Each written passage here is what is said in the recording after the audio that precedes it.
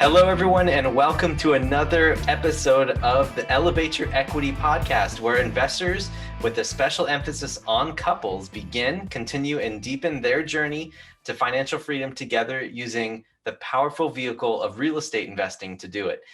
And today we have Seyla and Aileen Prak, and they are the co-founders of Bonainvest Capital, where they focus on helping others to achieve their time freedom through multifamily real estate investments. And together they co-host the real estate podcast, How Do They Do It? Real Estate, where they interview top experts in real estate industries to provide an expert resource for listeners to apply to their own real estate investing journeys. Seyla has an extensive background in IT leadership, management, and implementation for multi-million-dollar projects across 21 hospitals throughout the United States. And he got his Master of Science in IT from LaSalle University. And then Aileen has experience managing financial budgets for projects over $900 million and received her MBA from Northeastern University. This was such a great show, and it was so down to earth and authentic. I had a great time talking with these two about how they got started and how they grew their business together as a unit and didn't sacrifice any time or balance to be able to do that. Absolutely. And they're doing it all while working high-powered, high-stress W-2 jobs and raising two little ones. So you'll have to tune in and listen all the way until the end to hear how they do it all so successfully well. Yeah, absolutely. And this show is full of practical tips for those people who are just starting out and maybe want to start or grow their career in real estate investing, or maybe just have a small interest in it. So without further ado, let's bring them on. All right. And Seyla and Aileen, thank you guys so much for coming on the show today. How are you? We're doing great. Thank you so much for having us. Awesome. Yeah, no, it's an honor to have you guys on. So first, we like to start with our guests by asking them, what are you up to now? What's in your world and what do you guys do? So right now, what we're doing is we're just really learning about the real estate syndication space. We've been really focused in the past year on our education side of things and really deep diving and making a lot of connections. So right now, what we're focused on is building up our podcast that we have, and then also looking to do a little bit more of the active side of things and being able to offer these opportunities and introducing it to our network and making sure that, the understand in other different sides of investing that they might not have otherwise. Very cool. So nice. It sounds like you guys are working together to try to get syndication up and running for you guys at the moment. So how long have you guys been doing this and when did you start? And tell us more about that journey. We actually started back in real estate in general. We started back in 2014. He had just moved to California after we got married. And so we were looking for our own residence to live in. And we were wanting to do some house hacking, actually. So we were looking for some place in California where we could live in one side of the house and rent out another house. But we kept getting outbid at every single time. And so it was kind of tough to find something that actually worked for us and to actually win it. And so we ended up finding just a single family house, and things happen for a reason, and it was just meant to be. And so that's kind of how we got started in real estate, at least. Then we started looking at investing, doing some more research. And, we're always taught to always invest in your backyard, be able to see your properties, be able to, touch it, visit it. So we never really heard about anything about investing out of state or anything like that until, we started learning a little bit more. And then that's when we did some more research, and then we came across syndications. And we really love the model about it, working as a team, meeting the people in the industry. And that's kind of how we got started in that aspect. Very cool. Well, I think that's fascinating. So when you guys started in 2014, it sounds like what you tried to do first was to start to do this real estate investing / house hack at the same time back in 2014. So what made you guys confident to make the shift from saying, okay, instead of working in my backyard, now let's start looking out of state? Because obviously, we tried to make this work with just our private residence, but it seems like the numbers just aren't working, or the criteria that we need is just not getting met. What impelled you guys to start looking out of state or in different markets? So I think at the time in 2014, we actually purchased a primary residence. And then after then, 2014 until 2019, we were looking for a property here in California, unable to make the number work.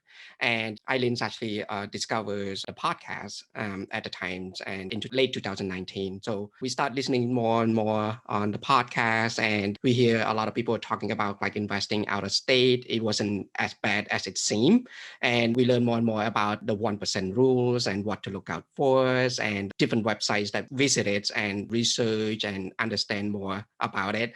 So we discovered that the best way to jump in is we actually purchasing turnkeys in the Midwest. And that's how we got started. And to answer your question about being confident, we just educated ourselves, purchasing more books and listening hours of podcasts like this one, and educated ourselves and reaching out to different people and ask a lot of questions and do the market research. And that's how we build the confidence on there.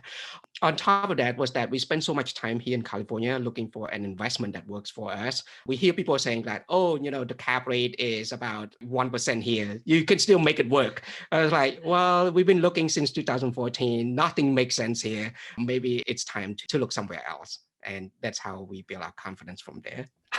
I love that. Yeah, it's a 1% cap rate. There's plenty of room. Yes. That's incredible. Oh my I do goodness. remember went to a couple of meetups here in California, and they said, yeah, it still work for you guys. So there's some room. So I'm like, okay. Yeah. Well, I'm glad that you guys didn't follow that advice, at least for now. That's a good thing. So tell us about your first turnkey experience then. So maybe some folks out there may not know exactly what turnkey properties are, and maybe they're in the same position that you guys are in, right? Where they're looking at trying to get more involved in real estate together as a couple. Can you guys talk us through what that first turnkey went through, and also what conversation was happening between the two of you at the time? We wanted to invest in something that we knew, and purchasing another residence home for an investment is very similar to purchasing your own primary home. And so the concept is very similar. And so that's kind of why it made us comfortable to purchase outside, because it's not too much of a different concept than what we're already doing. And so then with the turnkey, what was great about it was that we didn't have to do any of the renovations. Everything was already done with the house. It was ready to move in. The tenant was already in place after the renovations were done. So we already knew that we're going to get rent right off the bat. We're going to cash flow right off the bat. And then we have a property manager who's going to be taking care of the property, and we don't have to actually be there to manage anything. We don't have to take any phone calls with the maintenance. We don't have to do anything like that. We just have to, it was more of a passive investment for us. And so that's what really led us to wanting to buy a turnkey, because that's what we were looking for originally, was something that was just more passive side. Awesome. One thing I do have to say too, so when I first started out my investing, right, and I came to Indianapolis and I came to Kansas City, like some of the markets that I was turned on to at the very beginning from some of the mentors who had already been in those markets, they were showing me houses that you could purchase for like $50,000, $60,000, right? And it's kind of a reverse sticker shock for some of us listeners who are living on the coasts, where a shack costs about $1 million in the California Bay Area, in the East Bay, right? Or in the San Francisco, and also in Los Angeles, and also probably out on the East Coast as well. And so being able to see a house, right? When you get more sophisticated, you understand that the difference between a good deal is 65,000 versus 50,000, right? Or 65,000 versus 80,000. But when you have this reverse sticker shock of saying, oh, whatever, it's cheap, like I'll just pay for it. Like, I can't tell you how many times it's happened. And I've even had to fight that off when I was first starting. Did you guys encounter that feeling as well?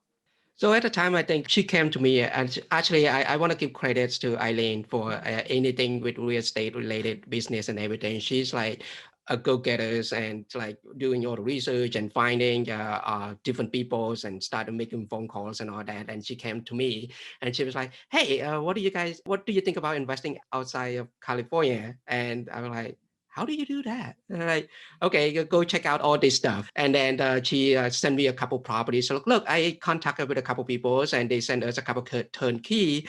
You want to take a look at this? I was like, wow, that's the price? Like, wait, is this the rent for that? It's like, I was like, that's over, like, wait, what? It's like, you can find all these properties like outside of California? I was like, okay, I think that would work. Okay, let's take a look at it and see how we can actually purchase them. Just want to acknowledge on that part, she's really like leading us to invest in real estate. Very good. Awesome. That's fantastic. I love that. How did you guys get over the mental barrier of having property that either you were going to own or maintain or that you were vested in so far away? Right? Because I know that a lot of people, when they start off, like just like you guys, they own their own home, they probably work W-2 jobs and have been doing that for a long time. And just the idea of them owning home that's not within driving distance or so far away, that gives them anxiety. And so did that ever enter the picture with you guys, or how did that come about? It did, but I think what was great about investing in a more affordable market was that we could use it as more of like a test case without totally breaking the bank. It's a little bit easier barrier to entry. And so for us, it was more of like, let's just test this out. Let's try it and see how it is investing out of state. And if anything, we know the property can sell afterwards. It's just like a residential property. So the concepts and everything like that are not too difficult. So if anything happens, we have an exit strategy. And so like considering all those things, we wanted to make sure we took action. And the only way you can get anything and see results is by taking action. And so that's what we needed to do. And I totally agree with Eileen. I mean, at the time when we had that conversation, like I mentioned earlier, I was afraid that like out of state, how is that possible? But like you said, if you don't take action, you don't know. And then if you don't buy the next house, you don't know. But the thing is like, we look at the numbers, we underwrite it conservatively, and then put a lot of reserves on theirs. And then with the market rent, and we're talking to the property managers and like, hey, is this rent isn't even possible for this market? Like the number that's given to us with the seller is like, is that even achievable? And we put all that information in. It was like, wow, that still works. So that's kind of like pushing us to just, just test it, make it work. And worst to worst, we're going to just sell the properties and we're going to cut some loss, but it's not going to like we completely lose the money because we still have a property which we can actually sell. Yeah, that's awesome, guys. And it sounds like, Seyla, after being convinced by Aileen to make the jump and to take action, it sounds like you guys were definitely on the same page and you laid out just a very educated exit strategy. And so I want to just kind of delve in a little bit on like, you both work really busy W-2 jobs and you have a family. So how do you find balance with it all? I think we really just have to be focused on what the outcome is and what we're really trying to achieve. And so by keeping that in the forefront of why we're doing what we're doing, it's been giving us a lot more energy and we're more cautious with how we spend our time. We try to be as efficient as possible with the little time we have because, with the two kids that are running around, there's not a lot of time that we have in between, but, we have to make it work. When one goes down, maybe we have to break up our time and maybe he takes care of one of them while I do something, or I'll take care of one of them and then he'll go do something else, so we just have to really just divide and conquer it. And then that's how we, especially with real estating, what we've realize is we have to really build ourselves stronger as a team and as a married couple. And that has been just like the most, I think, rewarding thing about us being in real estate so far. Yeah, I just want to add, we definitely have to-do lists, and then we have to hold each other accountable for what we wanted to do every day. And our family come first, of course. We spend a lot of times with our kids, but when we really focusing on real estate, like Eileen said, we really divide and conquers right now. She's doing some things. I don't want to duplicate the efforts, and so I have to do something else. However, there's time where we ask each other, it's like, hey, you guys need help? Do you need help with anything? I need help with something. I can say there's countless of time where I get a little bit overwhelmed with some of the tasks that I'm supposed to do, and she does not hesitate, or it's not hesitate at all. Just jump in and say, "Hey, can I take this one from you?" And I'll just work on it. I'll just do it, and then so we just really try to making sure that it's on our schedule and balance it, have to-do list, and then just focus and start working on those lists. And then we have team meetings where we discuss things and just Yeah. prioritize. So we have to have meetings and where she's like, okay, I'm going to take my wife's hats off. I'm going to put my CEO's hats on. So I'm going to be talking to you from a CEO standpoint. And she's like, okay, so what have you done this week? And I can actually tell it's like her tone is a little bit different. It's like, oh yeah, that's my boss talking. So that's how we do it. You guys are so amazing. And I love that. I love that you're doing it as a couple, but because sometimes the lines can get very blurred, right? To be a married couple and business partners. And I love that you both are very vocal and communicative about like, okay, I'm your wife right now. And so I think that's very smart and great advice for our listeners out there, especially new couples where their communication isn't completely in sync quite yet. And I just want to ask also in terms of like, again, you guys work really busy W-2 jobs. And if you can talk about what W-2 jobs you work and what kind of skills, what transferable skills that you've taken from your jobs and applied it to real estate investing. And then as far as dividing and conquering, what strengths do you both feel you each have that contribute to the success of your real estate investing?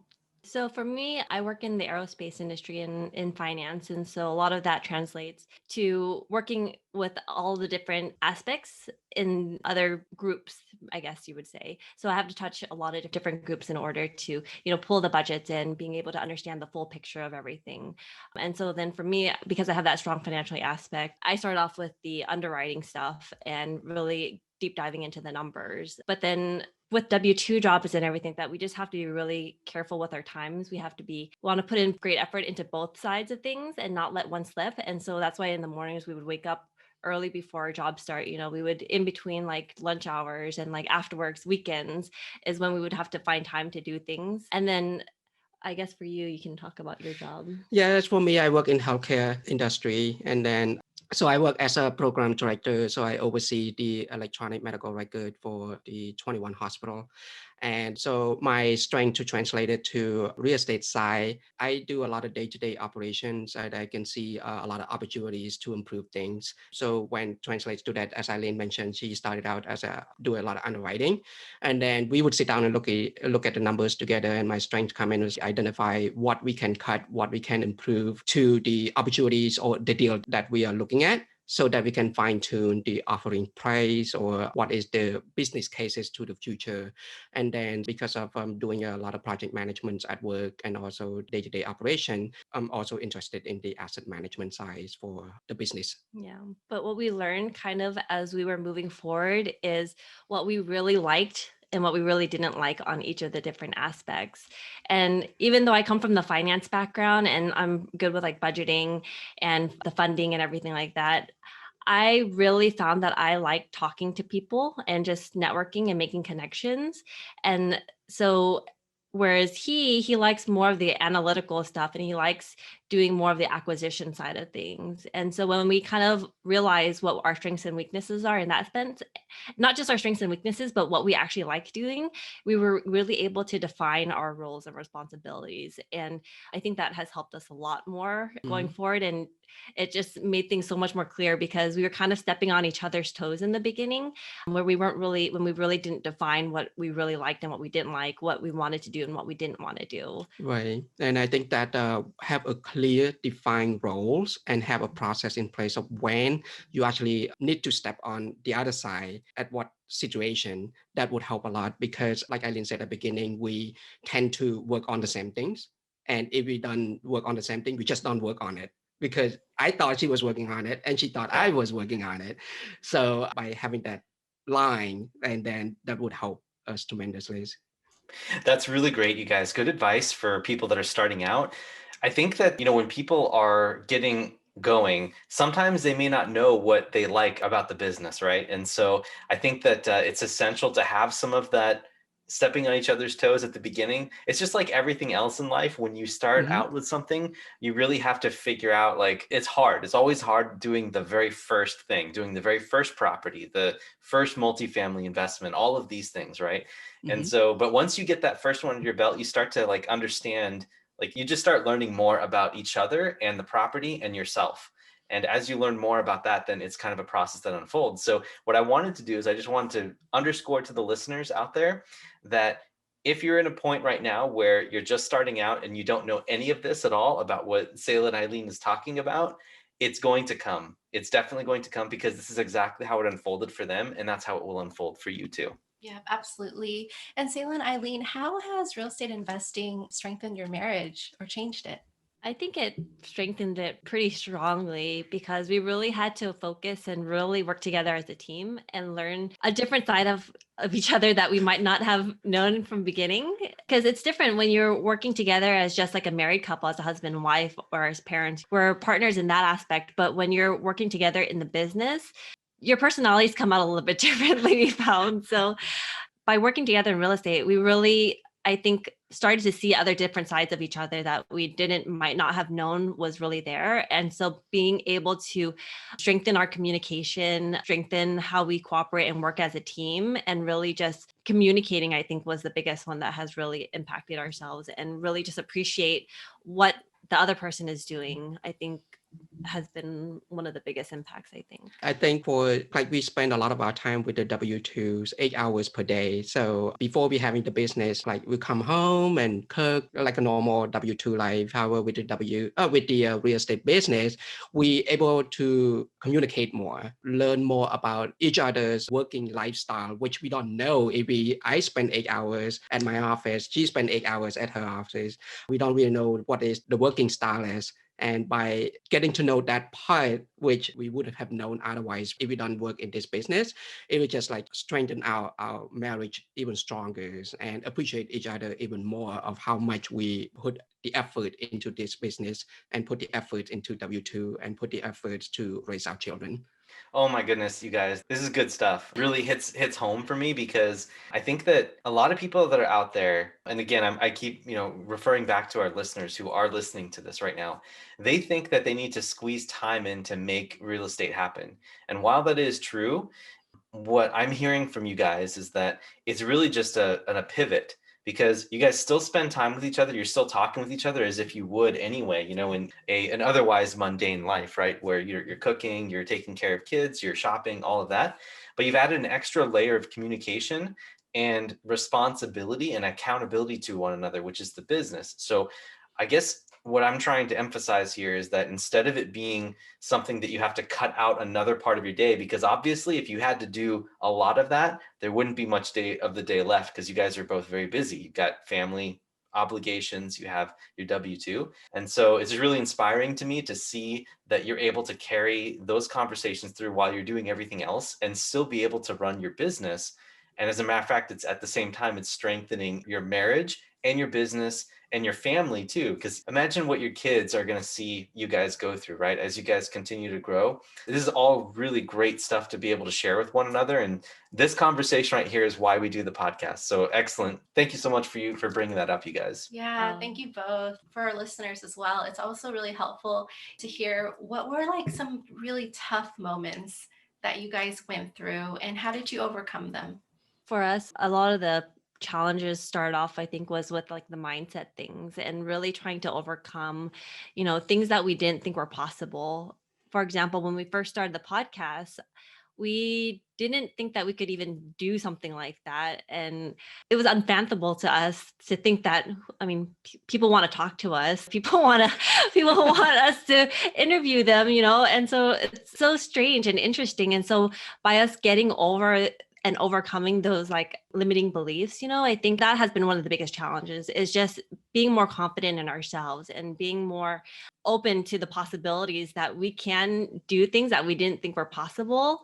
Has just, I think, really elevated us to so much more than what we could have expected than when we first started. I would like to add to that. So like when we first started the podcast, I think she probably can talk more about this. I was walking outside the doors like back and forth, back and forth, back and forth. It's like 15 minutes before our first guest interview.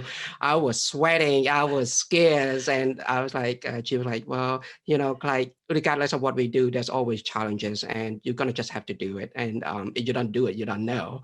I think for me, I feel like we're going to just have to take action and just face it head on and just do it. So that challenges of limiting belief, and you have to ask yourself, is this serving you or is this helping you? And then if you think that, like whatever is that you believe that you cannot do, like it's not serving you, then, like it's hard to move forward. So you have to think that it's going to help you, it's going to serve you.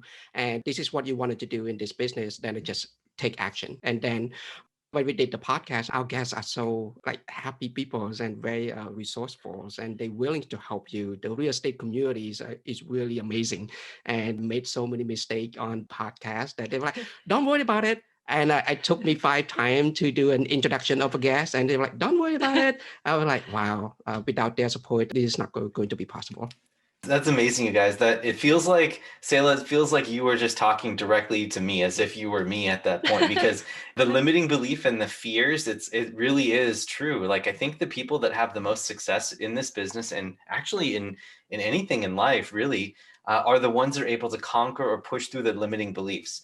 And that's one of the reasons why. And for those who are listening on the audio version only of this, you won't be able to see this, but right behind us, there's an expression that I have on my wall that I want myself to see every morning when I walk into the office. And so this really helps me with that exact thing that you were just talking about. So thank you very much for sharing that. That's very personal and very relatable to me. Yeah, thank you both, and especially Seyla. Seyla, thank you for getting so personal and sharing something so intimate and vulnerable. Because I'm the same. I'm very private, and I don't like being in front of people, or And so to step up to do something like we're all doing, which is hosting podcasts, Mhm. and to making ourselves more visible, even though it may not come naturally, it definitely builds up our character in a way that we never thought was possible. And I think it speaks to that maybe imposter syndrome that's very prevalent among entrepreneurs, prevalent amongst high performing people in general.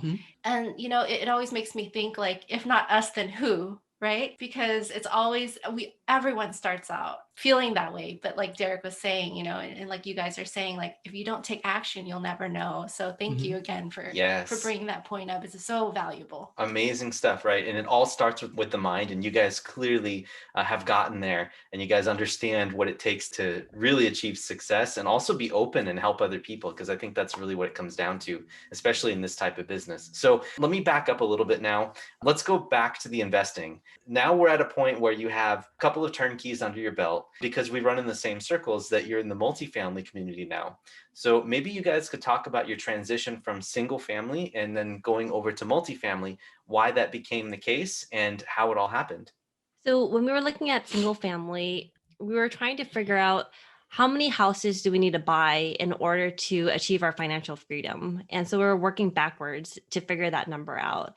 And when we were doing the calculations, I think It was 40. yeah, something you need to have like a lot of houses under your belt. And so we're trying to calculate, like, how long is it going to take for us to get to that number and to buy that many houses. It was quite a long time. And so we're like, is this a model that we really want to focus on? And we really did like that aspect of it. But at the same time, when we came across syndications, the more we listened to podcasts, it was a totally different concept for us, something that we've never even heard of somebody doing something like that before. So it was a really interesting concept. And so when we started deep diving into it and listening to more podcasts and meeting other people in this space, it was just like a complete eye opener on what you can do with syndications and multifamily.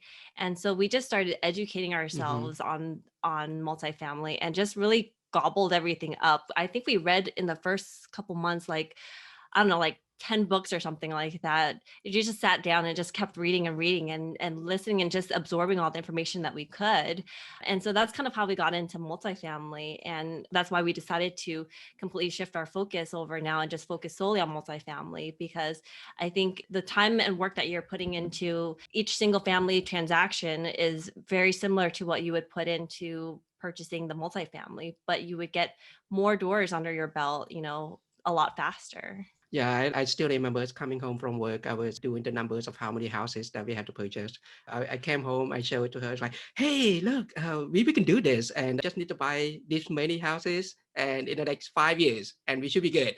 And she was like, wait a minute, you want to listen to this? Do you want to read this book? And I was like, okay, now, okay, so multifamily. Okay, we'll take a look at this. And then I got pretty addicted with the podcast, with the multifamilies, and with meetup, and going to different meetup and meeting different people. And it was just kind of interesting time. That's really cool. So let me ask you then, if you had to back up and start all over again, would you end up going straight to multifamily? Or do you think that the experience that you got from your turnkeys really helped give you a solid foundation for multifamily. What do you think there?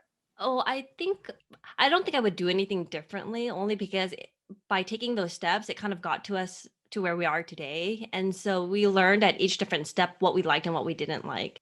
It would have been great to jump into multifamily, but at the same time, doing those single family and turnkey properties, I think really helped us and honed in on and solidified why we wanted to do multifamily, because we've seen that other side of it, and then it just wasn't for us. And then otherwise we kind of like would always wonder like, oh, what if we did it this way? But we went down that path and it wasn't the right path for us, so let's go down this path. And we found multifamily, and yeah, and then for us, I think we found the path that we want to head down towards.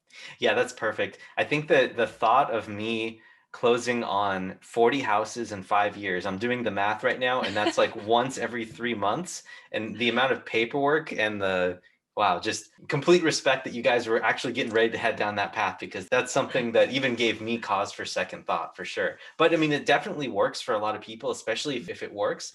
And then depending on the properties that you buy, and if you're doing duplexes or fourplexes, then you can get there a lot faster. But for sure, definitely, I think that's kind of where the light bulb came off for me as well. So thanks for sharing that story. Yeah, then that's why she was like, oh, why don't we just do 40 units, and then that will be just just doing one paperwork and all done, instead of Yeah. like doing 40 times. So like, oh yes, like you said, light bulb went off. Very cool. So let me ask you, I think we may know more or less the answer to this question, but how would you guys say that real estate investing has changed your life? I think it has changed our life in so many different ways. Just this past couple of years that we've been investing in and really deep diving, even this past year alone that we've been focused on multifamily, I think has been our biggest growth so far, and not just professionally, but personally as well. I think our personal development, we've just became so much stronger, and like our mindset has opened up to so many more different possibilities. And I think that we're so much more positive on like the future and things that are going to come, and so much more excited about where we're heading, and like just wanting to take everything by the reins and just go forward. Just creating that excitement, I think, has been so huge for us. And so for me, and I think you can say it also for yourself too, but Yeah, I totally agree. I mean, on top of what Eileen was saying, is that I learned to appreciate what we have and appreciate the times that we have, and also like appreciate my wife's even more. I mean, seeing her working so hard every day, there's no excuse for me not to do anything for her. And so by just investing in real estate, getting to know each other's, and like building our foundation, getting ready. And I'm very excited about building our legacy for our children and meeting great people in real estate. I cannot emphasize that enough. Like, I don't know others, I work in healthcare, and I don't know others industries out there. However, in real estate investing, I mean, the community is so intimate. All of us get to know each other's, all of us trying to help each other's, and you can't get a better community than this one. and look at, we got to meet you two, and we wouldn't have met otherwise. That's so true. Oh my gosh, it's so crazy. I can't emphasize and agree with you again. Like this whole conversation it's so great, because we see you and so many people that are also starting along or early on in their journey like we are, because we all just started relatively early. I see all the most successful people were following in their footsteps and having this attitude of growth and mindset. I just love it so much. So thank you guys for saying all that good stuff. Yeah. So Seyla and Aileen, this isn't a question that I have asked our other guests, simply because it hasn't come up. But for our listeners, so Seyla and Aileen and myself, we're Cambodian.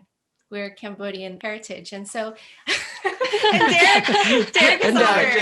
I'm just here. I'm just kind of here. He can right? count. He Cambodian. He wore the wedding outfit, so he's an honorary There we member. go. Yes, I've got the absolutely. pictures to prove it. Absolutely. Well, I bring this up simply because, can you talk a little bit about when you spoke about mindset, and how did your upbringing and culture kind of factor into all that? Because I think, a lot of our listeners too, it's important to kind of understand there's going to be different mindsets and upbringing. So maybe you can speak to how that influenced your choices in your life too. Yeah, and then maybe also about how it influences or what your family thinks about all this right now too. I'd really like to explore it. It's very interesting. So I think from the family aspect, I think we've been just so lucky to have such a supporting family. They've really emphasized a lot of, go to school, do the hard work, be respectful of who you are, and all the people around you, and then just set us up for success.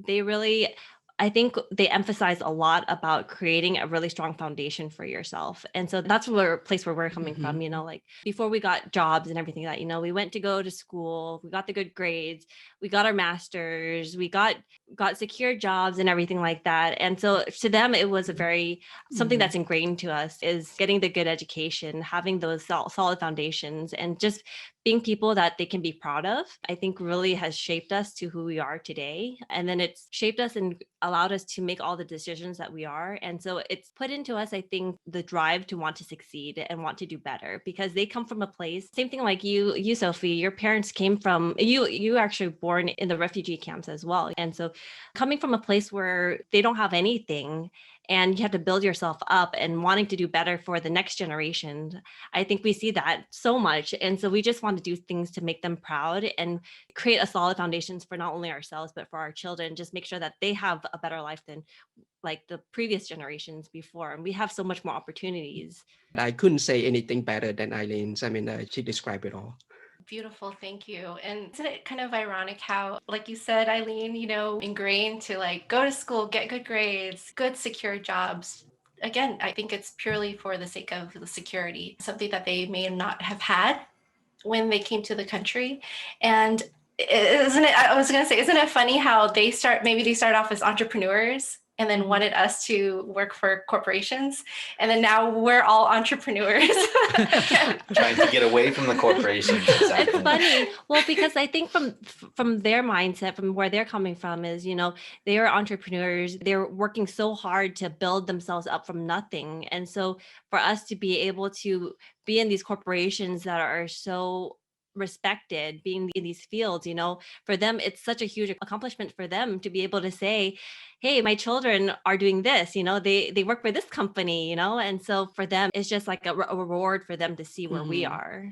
Yeah, I love that. But how has your family responded to your investing in real estate? Like, is it something that's been looked upon as a good thing, or have they been questioning whether or not that's a wise choice out of curiosity?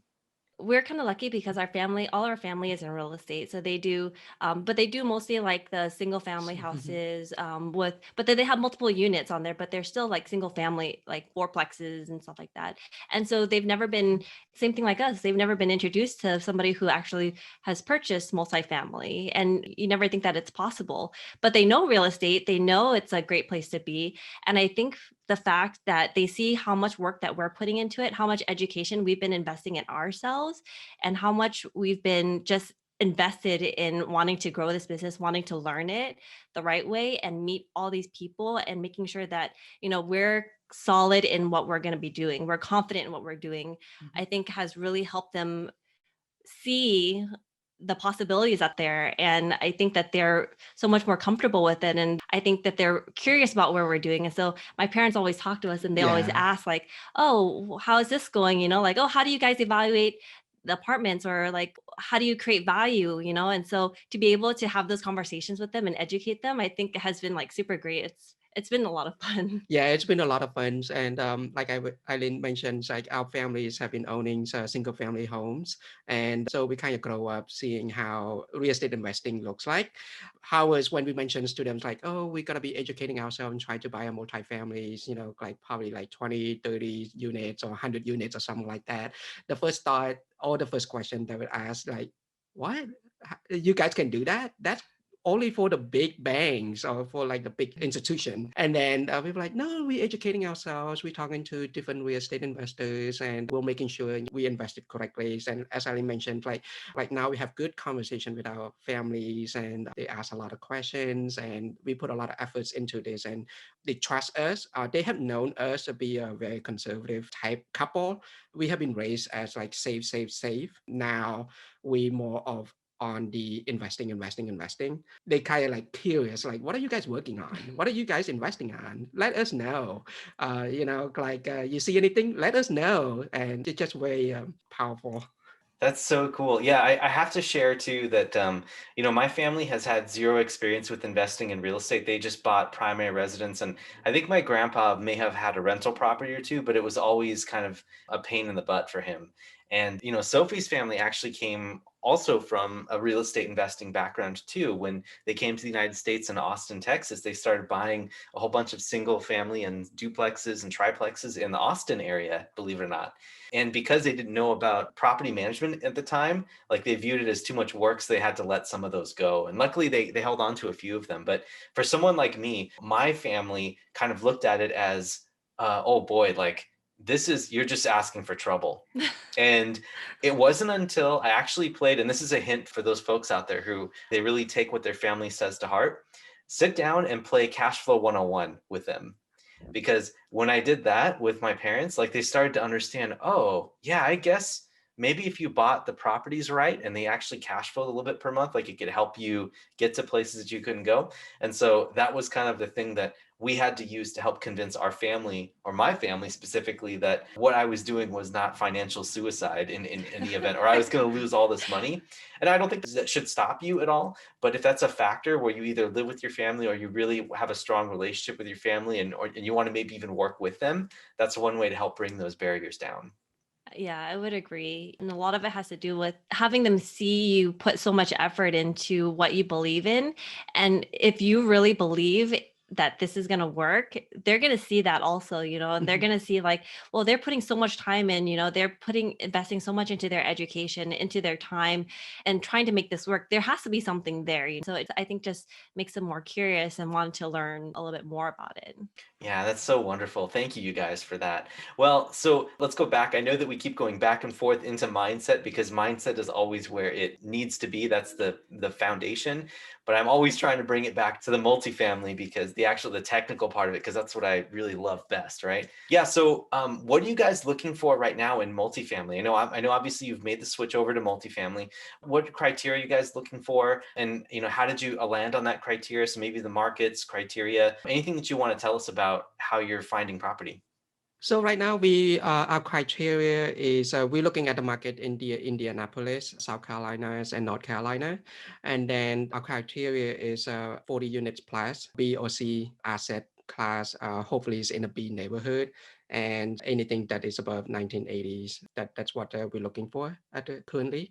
And in terms of finding deals, for both of us, we haven't really syndicated our own multifamilies actively yet. On the active side, that's the criteria we're looking for at the moment. Excellent. And have you guys invested passively in a syndication as well? We've invested in a couple of deals. I think that was kind of important for us to transition over to the active side as well, because we really wanted to get proof of concept of how does this apartment syndication work? How are other people doing it? Like, is this too good to be true? And so, so we had to invest passively first to kind of see the whole entire model and get the bigger picture of what to expect. And then that way also, when our family is asking us questions, we have that experience from the passive investor side to be able to see how the operators are doing and then applying that for ourselves in the active side.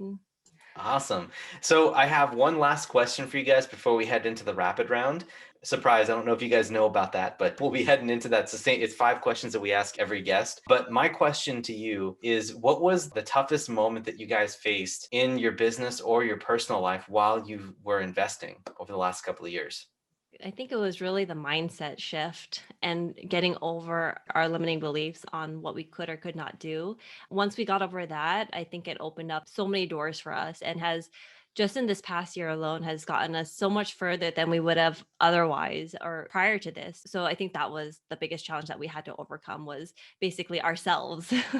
And for me, I feel like learning all the new things. So multifamily investing is completely new to us when we first started. So learn everything. The podcast, how to do the podcast.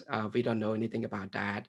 And especially learn how to use social media. And we feel like we're like so outdated. We don't have social media accounts or anything like that. So when we get into this business, we have to learn, wait, how do I use Facebook? How do I use LinkedIn?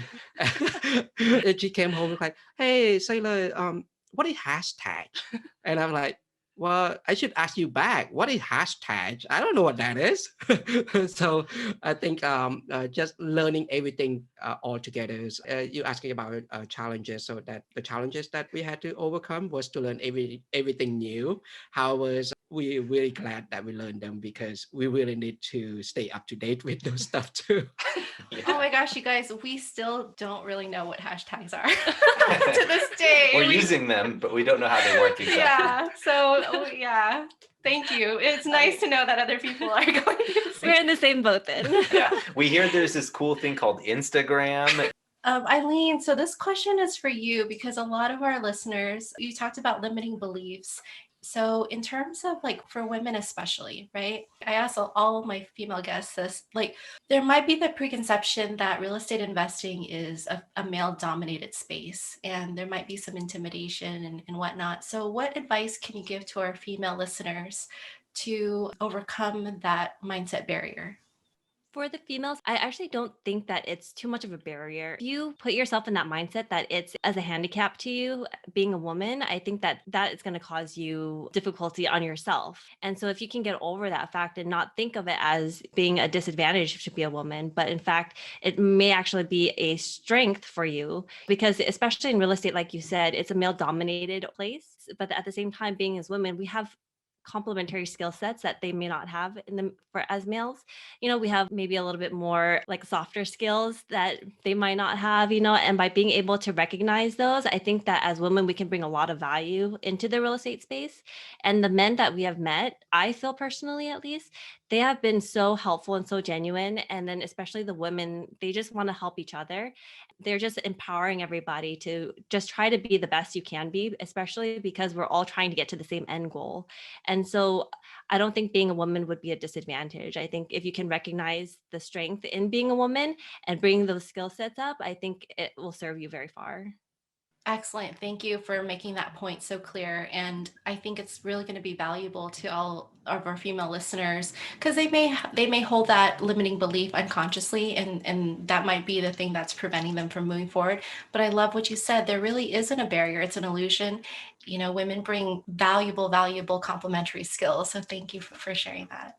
Yeah, and I want to emphasize again, Aileen, the fact that you said that there are skills that or traits that you can bring to certain parts of the business that men can't or is harder for at least. And we had a podcast episode or podcast recording with Mike Morawski back a couple of weeks ago, actually. He had a very powerful story that kind of underscored that as well. He had listened to his wife's intuition about what this person was saying and how they were behaving. Then he could have prevented. Well, I'm not gonna spoil the story. Did you guys meet them already? Yes, we had Mike also on our podcast, and he has a really great story. Yeah. It's amazing. Yeah, it's totally great. So I recommend all those listeners out there to go listen to it on Seyla and Aileen's podcast as well, because it's a really powerful story. Very, very cool. All right, cool. Well, let's go ahead and jump into our rapid round, and we can round out the podcast here. So again, this is the same 5 questions that we ask every one of our guests. And then I'll ask the first 2, and then maybe Sophie can ask you the last 3. So number 1, what book for each of you has had the biggest impact on you and why?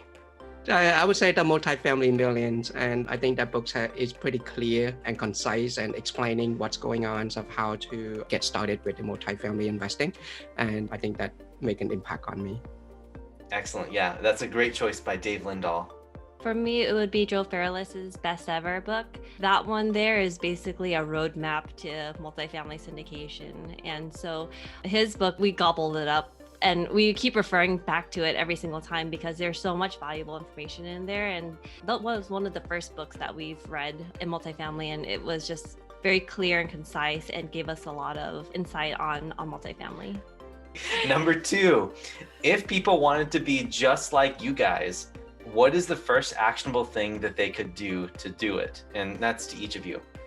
I would say probably just stay clear and be intentional with your schedule. I think that would be really important to get started with the real estate. It doesn't matter it's like what step, what you wanted to do, listen to podcasts, educate yourself, reading books or whatever, but just be intentional with your schedule of when you want to read a book, when you want to listen to the podcast, and just make it become like a habit that would take you really far and managing your day really well.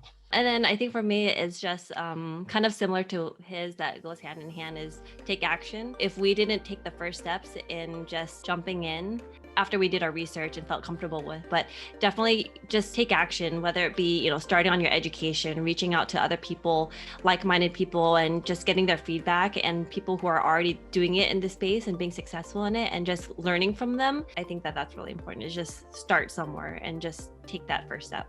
Next question is, what small thing do most people not know about you? Oh, that's hard. I would say for me, came to United States at the beginning was really challenging, and a lot of things that I probably mentioned this a couple of times to Aileen. There's always people telling me that I cannot do certain things. I can give an example, when I was in college on my first year, my English professor, after I was doing my first assignment, he basically gave me my paperwork and say, you will never graduate from college. The reason why, because your writing sucks. And eventually I graduated and I got my master's. It happened. So the thing is just work hard and you'll succeed somehow. So I guess for me, it would be, I love eating food. I love trying new foods. It's just something that I think it's fun. So every time we go to different countries, I like to try different types of things, and anything that looks interesting, I'm up to trying it. I mean, I think that has been. That's awesome. Yeah, that's great. That's great. Yeah, and the next question is, how do you like to unwind and just restore your creative juices individually?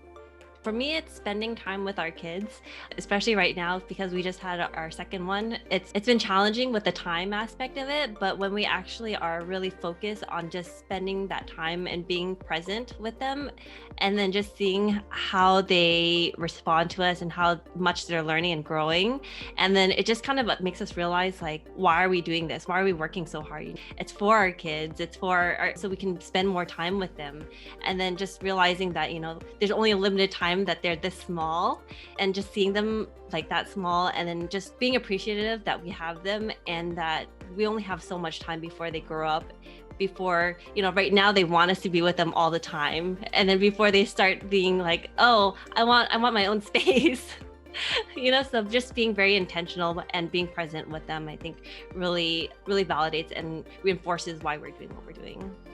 Yeah, I would be the same thing, spending time with our children and hug and kisses, and couldn't wait to get out of work and pick up my 2-year-old. That would be for me. Awesome. And then the last question is there something special that you guys like to do together as a family? I think we like to go on walks. And so, especially during the weekends when we have the full day to ourselves, our son, he loves going outside.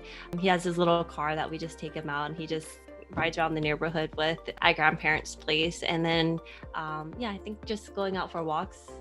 Yeah, and spending time with our parents. I think that's what I'm always looking forward to. And it's pretty really great spending time with them and having a good conversation with them. I think that would help. Oh, and another thing, playing board games actually with them. Oh yeah, that's right, board game. I forgot about that. Yeah, it's playing board game with Yeah. them. That's good. We should try that. Actually, that's really good. What kind of games do you? Sorry. We just had them over last night, and our parents, whenever they come, we love playing sequence with them. Yeah, And I've once heard in of a that. while, yeah. Okay, we'll have to try That's a good that. It's very addicting. Yeah, that's awesome. And once in a while, we'll play Monopoly. Yeah, And, Monopoly. Yeah, Monopoly. Very But cool. that game Yeah. takes too long. Yeah. We're playing Monopoly in real life. We're all playing Monopoly in real life. That's true. That's right. All right. Well, very cool, you guys. Seyla and Aileen, thank you guys so much for coming on the show. It's been great to have you here. If you can, please let us know how our listeners can find out more about what you guys do, your investments, opportunities, and your podcast. Just tell us a little bit about where we can find more about you. Sure. You can come visit our website at bonainvestcapital.com, BONAVEST capital.com, or check us out on our podcast, How Did They Do It? Real Estate. So you can find us on all the major platforms there. Awesome. So thank you guys again so much for being on. And to those listeners out there who have listened all the way to the end, thank you guys so much for being with us this whole time. We really appreciate it as well. And if you could, please hit your like and subscribe buttons and feel free to engage with us by typing in comments at the bottom, wherever you're listening to this, because that will help us with the algorithm gods, so to speak, to get us up and in front of more people. And so we'd really, really appreciate that. Also, you can get a hold of us on Elevate Equity by just going to our website at elevateequity.org and finding out more. And we'll also have the link to Seyla and Aileen in this podcast, and we'll also be announcing it on social media as well. So we're excited to be able to do that. And without further ado, I think that's enough for today. So it's great to have you guys on. Thank you for being here. And this is Derek. And this is Sophie. Signing off.